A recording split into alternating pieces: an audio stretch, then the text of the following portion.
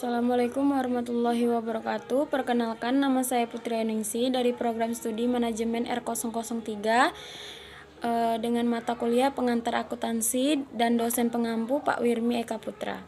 Baiklah, di sini saya akan mempresentasikan hasil kerja saya yang berupa makalah jurnal penyesuaian dan neraca lajur serta jurnal penyesuaian perusahaan dagang.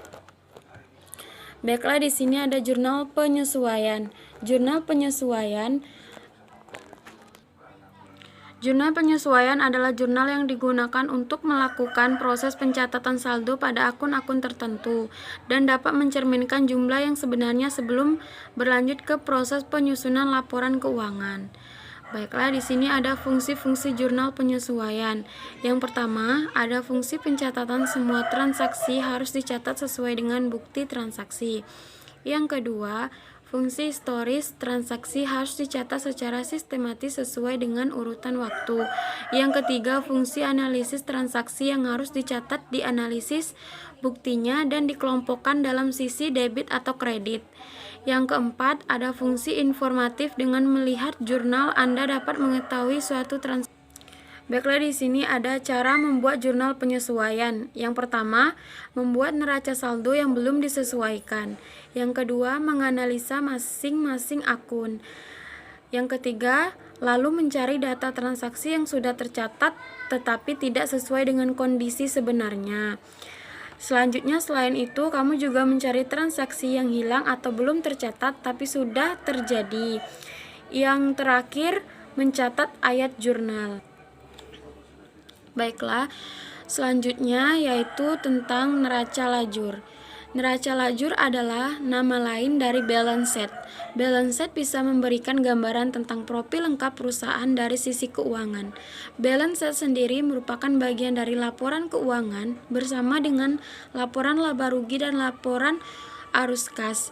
Kegagalan suatu perusahaan dalam menyusun dan menyajikan neraca keuangan dapat berimbas pada kegagalan seluruh manajemen perusahaan, terutama dalam keputusan pengambilan kebijakan.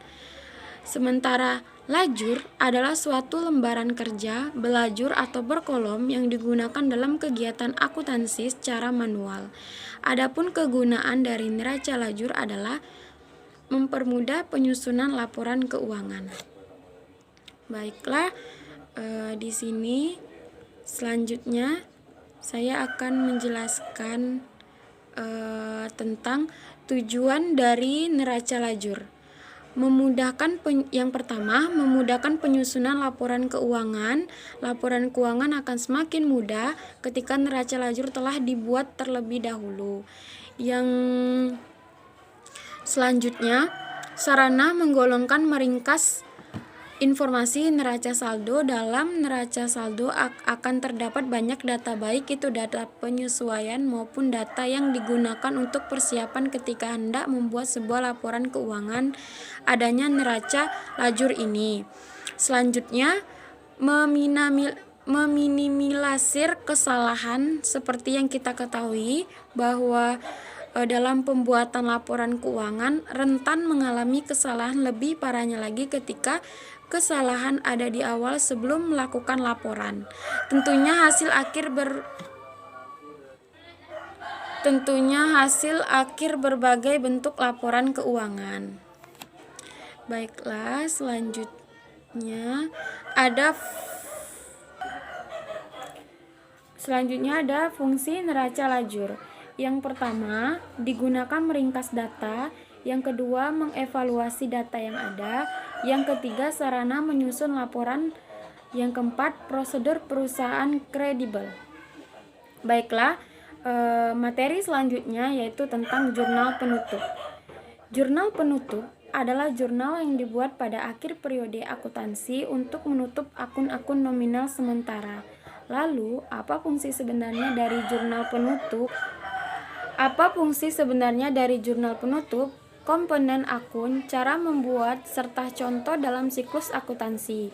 Bagian terakhir yang dilakukan adalah menyiapkan jurnal penutup. Jurnal penutup akan menjadi alat peninjau atau review akan akhir ketika perusahaan, khususnya perusahaan dagang, berada di akhir periode akuntansi.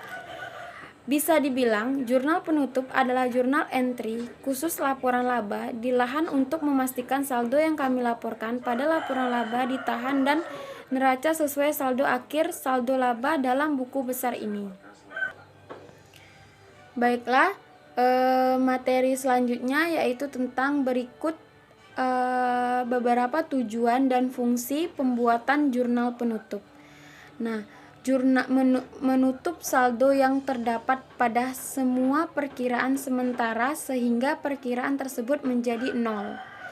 Yang selanjutnya, agar saldo akun modal menunjukkan jumlah yang sesuai dengan keadaan pada akhir periode sehingga saldo akun modal akan sama dengan jumlah modal akhir yang dilaporkan di neraca. Selanjutnya, memisahkan transaksi akun pendapatan dan beban agar tidak tercampur dengan jumlah Baiklah, saya lanjutkan, yaitu memisahkan transaksi akun pendapatan dan beban agar tidak tercampur dengan nominal dari pendapatan dan beban pada tahun selanjutnya. Menyajikan neraca awal periode berikutnya setelah dilakukan penutupan buku.